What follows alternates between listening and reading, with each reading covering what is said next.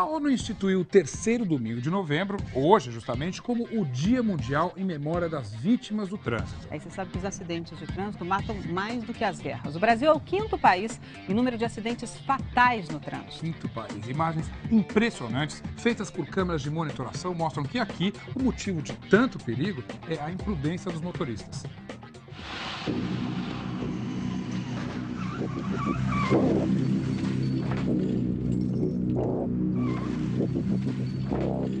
A imprudência registrada por todos os ângulos.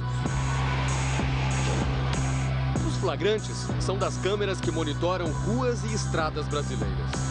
A primeira informação nossa é que no 16, na Bandeirantes, sentido capital interior, né, a pista norte, tem um acidente.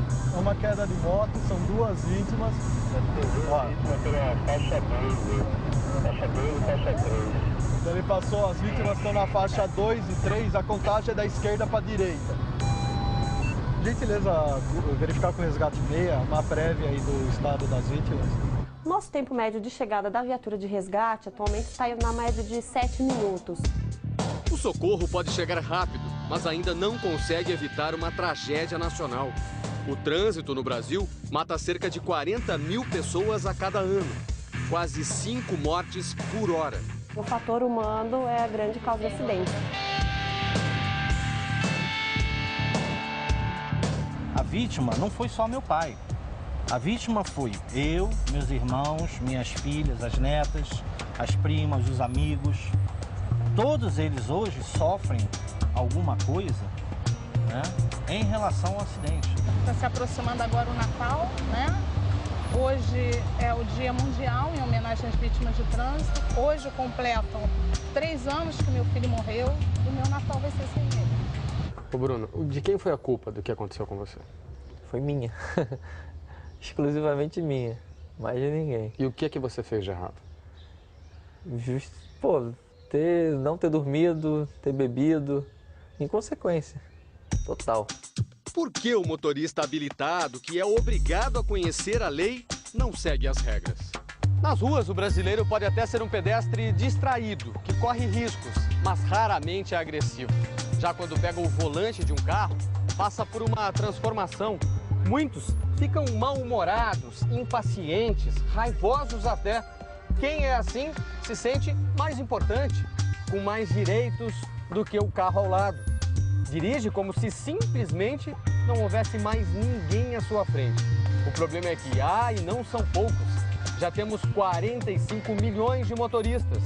No mínimo por educação e porque manda a lei, todos deveriam entender que são iguais na hora de dividir esse espaço, que é público. Este motorista faz meia volta na entrada do túnel sob a Avenida Paulista, em São Paulo. Não é difícil imaginar o que vai acontecer. Nesta outra avenida, o sinal está fechado para os carros. O pedestre parece invisível. Os outros são invisíveis no Brasil. Você não é treinado em casa e nem nas escolas para ver o outro, o colega, como um companheiro, como um co-cidadão, um sujeito que tem os mesmos direitos de usufruir daquele espaço que é um espaço de todos. Para nós, ao contrário, o espaço de todos pertence a quem ocupar esse espaço primeiro, com mais agressividade.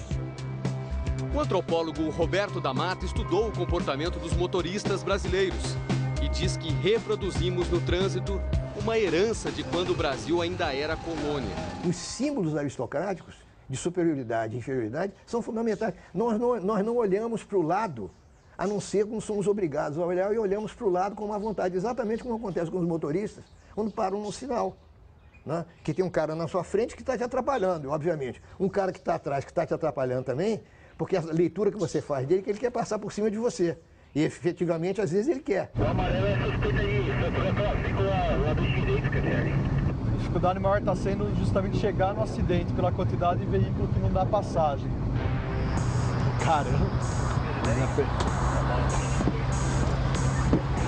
De 0 a 10, 0 é sem dor nenhuma, 10 é a pior dor que você já teve na vida.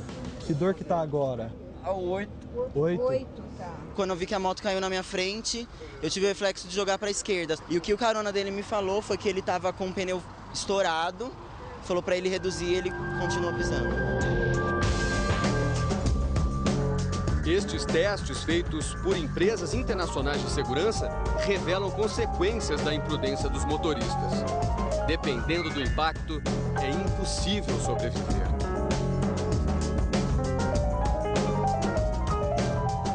Quando este carro capotou numa avenida no Rio, 3 jovens morreram. Um deles era o filho do engenheiro Fernando Diniz. Fabrício tinha 20 anos e estava no carro de um amigo, que, segundo testemunhas, dirigia em alta velocidade. O amigo sobreviveu. Pelo Código Nacional de Trânsito, quem se envolve sem intenção num acidente com morte pode ser preso por, no máximo, 4 anos. Geralmente, a condenação é substituída por penas alternativas. Ninguém sai de casa dizendo, hoje eu vou matar uma pessoa no trânsito. Mas ela conhece o código, ela conhece todos os riscos, mas assim mesmo assume. Então ela tem que pagar na forma da lei. Por que não ir preso quando você tira? Vamos fazer a diferença de acidentes de trânsito, que são fatalidades, essa você não vai evitar nunca, de ocorrências de trânsito, que são ações deliberadas de motoristas com a conduta irresponsável no trânsito. Brasília tem um dos poucos tribunais especializados em delitos de trânsito. A promotora concorda que é preciso punir com mais rigor os casos mais graves. Está envolvido o álcool, está envolvida a droga, está o racha, está uma velocidade exacerbada. Então eu acho que essas tragédias têm que ser apenadas de uma forma mais rigorosa. E aí sim eu acho que justificaria uma pena de prisão. O Denatran, Departamento Nacional de Trânsito, diz que uma das prioridades é a distribuição de material didático nas escolas para investir no motorista do futuro. A ideia de trânsito começa no deslocamento da criança para a escola, no modo como atravessa a rua, no modo como ela se utiliza do veículo de transporte. Hoje, com a guerra em nossas ruas parecendo perdida, a imprudência pode atropelar qualquer um.